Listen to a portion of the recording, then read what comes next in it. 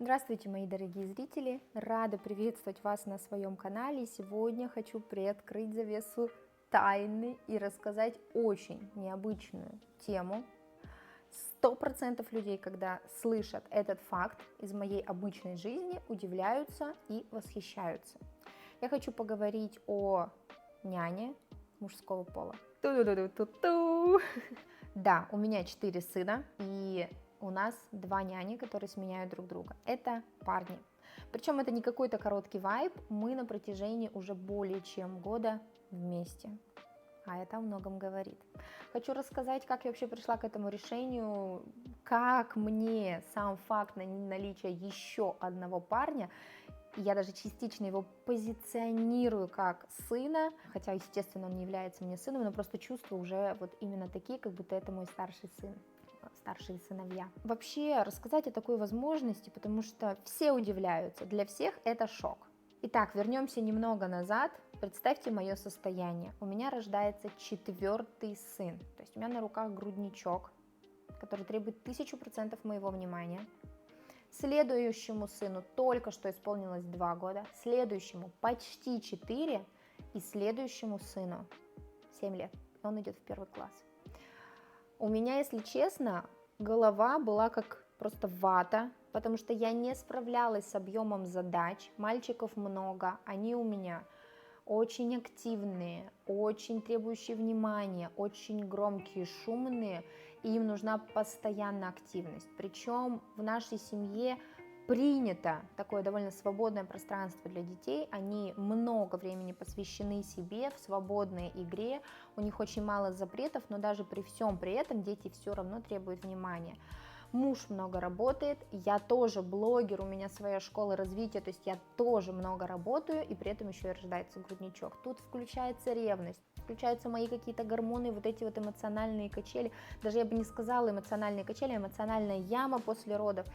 И я понимаю, что мне уже очень сильно нужна няня, и я в голове не могу себе представить, чтобы какая-то женщина-няня, да, классическая няня в классическом понимании пришла и завлекла всех моих детей. Мы пробовали, еще на этапе, когда я была беременна, мы пробовали, но у нас ничего не получилось. То есть такая няня не могла завлечь детей, она за ними не успевала, потому что они буквально как в мультике, где, вот знаете, макака и у нее обезьянки разбегаются, это мои дети, это моя семья, это наш обычный вайб. И когда я отмела идею обычной няни-женщины, я поняла, что можно рассмотреть вариант более молодого поколения. И, если честно, на эту идею меня натолкнула консультация с девушкой, которая сама являлась няней. Ей точно до 30, где-то в районе 25 лет, она занимается подбором нянь. И когда я рассказала свою ситуацию, она сказала: Анна, ищите человека молодого, какого-нибудь, но она говорила про девушку, какую-нибудь девушку, которая будет как аниматор развлекать детей. Какие у меня были запросы? У меня запрос на няню был безопасность в первую очередь.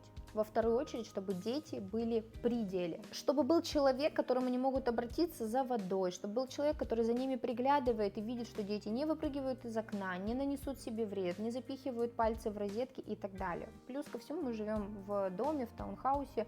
И на 3-м этаже находится детская игровая комната, то есть если дети там находятся одни, то фактически они не под присмотром, и меня это тревожило. Мне нужен был отдельный человек, который в этот момент мог бы приглядывать за моими детьми, плюс их развлекать. Но, честно говоря, я не ожидала, к чему мои поиски меня приведут, и насколько я буду счастлива от того решения, которое я приму. И вот я узнаю о том, что существует приложение, в котором можно найти бэйбиситера. Бэйбиситер – это человек, который приходит на какой-то короткий период времени, и здесь нет вот этих договоренностей, что вы будете годами сотрудничать, что вы будете оплачивать отпуска, там, не знаю, больничный, какой-то соцпакет обеспечивать человеку, как это бывает с нянями классическими. Я начала с того, что из приложения приглашала разных бэйбиситеров, чаще девушек, для того, чтобы они посидели с моими детьми. Честно говоря, в целом мне нравились практически все, потому что они уже понимают, что от них требуется, они приходят подготовленные, сразу переодеваются, моют руки, соблюдают гигиену, но давайте вспомним, у меня 3 сына на тот момент переходили к няне, это сложно. И Для меня совершенно нормальная история, что часть детей находится с няней, часть детей приходит ко мне. Но в какие-то моменты это неприемлемо. Мы это заранее все обговаривали, и, честно говоря, 90% нянь не справлялись. Не в формате, что они уставали или отказывались к нам приходить, а просто я понимала, что это какая-то разовая история. Пока детям интересно, они счастливы с этим человеком проводить время. Но вот во второй, в третий, в пятый раз им будет уже неинтересно. Я, конечно, старалась подыгрывать интерес, я готовила новые игрушки, я рассказывала про нового бэйбиситера, который придет, скажем так, продавала идею нахождения детей с ними, но это не всегда все равно срабатывало. И тут к нам как-то раз приходит парень.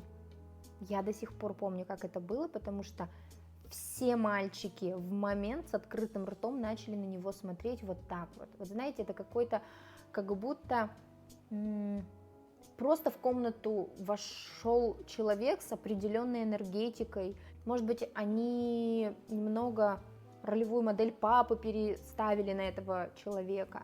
Они были завлечены все 4 или 5 часов, которые у нас находился этот парнишка, и это было невероятно. Я впервые увидела, что все мои дети заинтересованы, и у меня в голове сработала прям вот мысль о том, что им надо найти парня. Это была первая мысль, такая первая, вот знаете, первая точечка, когда я поняла, что прикольно. Потом очень интересно развивались события, я об этом сказала в блоге. В следующий раз я никак не могла этого же парня пригласить к нам, хотя мы обговорили, что я была бы рада, если бы он на постоянке к нам приходил, и в целом у меня была задача найти человека, который бы регулярно к нам приходил. Не было задачи, чтобы 100% времени этот человек проводил у нас, но я бы подстраивала под него свое рабочее время и какие-то свои дела делала, пока он бы приходил, но я не могла подобрать. У него просто настолько был плотный график и настолько высокая занятость, что я не могла его к нам позвать еще раз. И тут вдруг в директ ко мне в Инстаграм, запрещенной в Российской Федерации сети, приходит сообщение от моей подписчицы, которая пересылает сторис какого-то другого блогера, сторис объявление о том, что какой-то парень ищет работу няней. Я не думая вообще, вот прям вообще не включая никаких предположений, никакой оценки, никаких ожиданий не выстраивая, пишу этой девушке, прошу контакты, она мне тут же скидывает номер телефона, я в WhatsApp тут же пишу этому парню. На аватарке прикольный парень. Мы начинаем как-то обговаривать, договариваться. Он выставил средний ценник по рынку на тот момент за 3 детей 800 рублей в час. И я говорю, приезжайте. Это был август прошлого года, то есть август 2022 года. Приезжает к нам лысый парень, а на аватарке он был, кстати, с волосами. Это меня немного поразило, но он очень серьезно отнесся, он переоделся, он тут же помыл руки. Мы поднялись в игровую, и я просто сказала одну простую фразу. Мне нужно, чтобы ты постоянно был с детьми, чтобы ты знал, где кто, чтобы они были всегда с тобой в безопасности, чтобы они играли.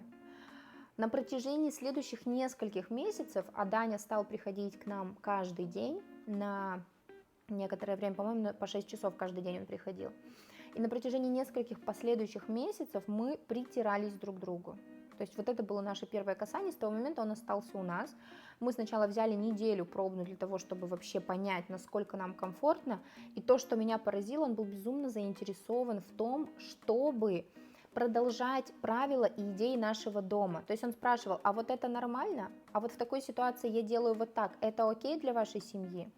А если я делаю вот так? Или он прям приходил и говорил, Ань, я не понимаю, как поступить, давай обсудим. И мы разбирали просто тысячи ситуаций, которые случаются между детей, стычки из-за игрушек, какие-то ссоры, кто-то кого-то толкнул, или наоборот, мальчики вместе играют и используют какую-то ненормативную лексику, или кто-то про кого-то как-то говорит.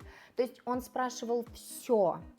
У нас не было ни одной темы, которую бы мы не обсуждали, начиная от того, сколько, естественно, да, можно, не можно смотреть мультиков, сколько гулять, какой график дня, насколько точно нужно его поддерживать, кто как кушает, какие у нас традиции в семье относительно еды, нужно ли заставлять или кормить.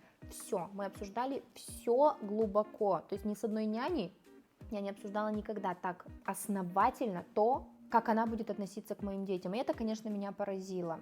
Честно скажу, мне было дорого оплачивать его услуги, но я понимала, насколько он заинтересован и насколько я кайфую. Мальчики начали ходить в походы. Мы живем близ небольшого лесочка, они брали с собой еду, пледы, они уходили в лес, они там разжигали небольшой костер в зоне, где можно это делать. Брали с собой сосиски, они ловили кузнечиков, они как в джунглях пробирались через лопухи и крапиву. То есть Даня стал для них как будто старшим братом, который одновременно является, скажем так, представителем родителей, представителем взрослых и протягивает, да, общие ценности семьи туда, к детям, задает их тренд, задает их необходимость выполнять, но при этом он и является с ними на одной волне, он с ними вместе катается, играет, они вместе создают настольные игры, они вместе играют в машинки, они вместе что-то строят, они вместе строят шалаши, стаскивают одеяло, подушки, стулья со всего дома в детскую и устраивают какие-то огромные ролевые игры, они играют в пистолеты, зимой они лепят, ну то есть спектр их игр настолько широкий, что я как взрослый человек не смогла бы даже этого обеспечить, и когда я это вижу, честно, мое сердце, оно прям тает, и я понимаю, насколько правильным было это решение вообще найти для моих мальчиков человека, который настолько с ними на одной волне, настолько заинтересован. К слову говоря, Даня из многодетной семьи, и он как бы уже подготовлен, для него нормальная атмосфера, что детей много, что постоянно вот это вот шум, гам, когда мы собираемся на улицу, что это прям это прям действо, и нужно закладывать сразу час на вот эти сборы, чтобы всех уговорить, всем продать идею того, что мы сейчас идем на улицу и так далее. Но при этом это очень большая помощь, это гигантская помощь, я знаю, что с ним мои дети всегда в безопасности. Есть минусы, сразу их оговорю, ввиду того, что Даня, скажем так, не женщина средних лет, конечно, он не настолько поддерживает общий порядок в доме, и для него это часто не так важно, но это то, на что я закрываю глаза. То есть крошки и посуду со стола после того, как все покушали, Даня уберет, но, например, он может поставить тарелку в раковину и не убрать в посудомойку, хотя мы это обговаривали. Но, честно скажу, я на такие вещи закрываю глаза, потому что я вижу вот этот вот их коннект, они прям друзья, они прям друганы, они прям его любят, они его ждут, когда он придет, и это для меня настоящий кайф. Но есть у Дани еще один минус, Даня учится в МГУ, а это значит, что у него очная занятость, он постоянно каждый день на учебе. К нам на протяжении своего учебного года он мог приезжать на несколько часов, если только это были не выходные. Конечно, мне этого было маловато, и тут, представляете, листая объявления, я вижу объявление от другого парня, который является блогером, который весь такой энергичный, зажигательный, креативный, и который ищет работу няней. Я тут же ему пишу, и как только мы списались, я поняла, что он офигенный, что он очень классный, что он очень бы подошел моим парням. Я сразу же начинаю с ним обсуждать, что и как у нас устроено, рассказываю про то, что у нас есть Даня, рассказываю про то, что про наши правила, то есть я уже знаю, как это должно быть, и предлагаю ему стать членом нашей семьи, старшим братом и другом для моих сыновей. Но дело в том, что в тот момент, когда приходил к нам Макс на пробный день, полдня двух мальчишек не было, Тимофея и Мирона, они были в саду и школе, а потом все вернулись, и Макс немного подофигел, потому что их много, они шумные, они привыкли зависать на Дане, они привыкли уже с ним активно проводить время, и Макс такого не ожидал. И после первого же дня он мне сказал о том, что ему тяжело, о том, что ему нужны еще пробные дни. И тут я сама этого от себя не ожидала, но я ему записываю такое длинное сообщение, говорю о важности того, чтобы мой нянь справлялся с 3 ребятами, о том, что мне важно, чтобы это были не меняющиеся люди, а чтобы это были, ну, скажем, такие люди-константы, которыми мы в долгосрочном сотрудничестве. о том, что я не готова вводить человека в свою семью, а потом узнать, что он, например, не справляется и уходит. Понятно, что это немного глупое выражение, понятно, что может случиться все, что угодно, и там тот же Даня или Макс сейчас, который, кстати, с нами работает, оба могут уйти, но вот почему-то я захотела обозначить важность вот этого решения, и я сказала: Макс, если ты не готов, если для тебя это тяжело и много, то не приходи больше. И он не пришел.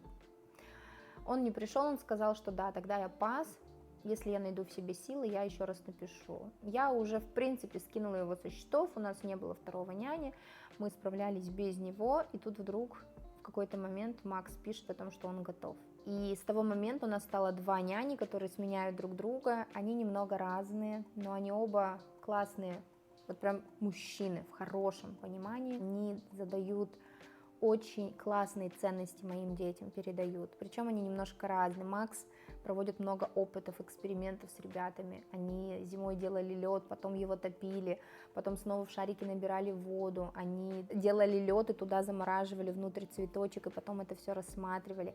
Они проводят очень много экспериментов. Они играют во всякие классные игры. У них очень много подвижных игр. Они очень много гуляют и проводят вот такого прям, знаете, компанейского времени вместе. Причем, что Даня, что Макс очень классно влились в тусовку друзей моих сыновей.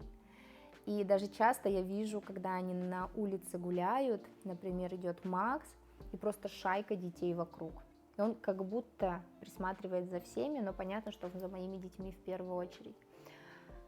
Это очень для меня большое счастье, и я на самом деле сама себе завидую в этом плане, что у моих мальчиков есть няни-друзья, которые одновременно являются моей опорой.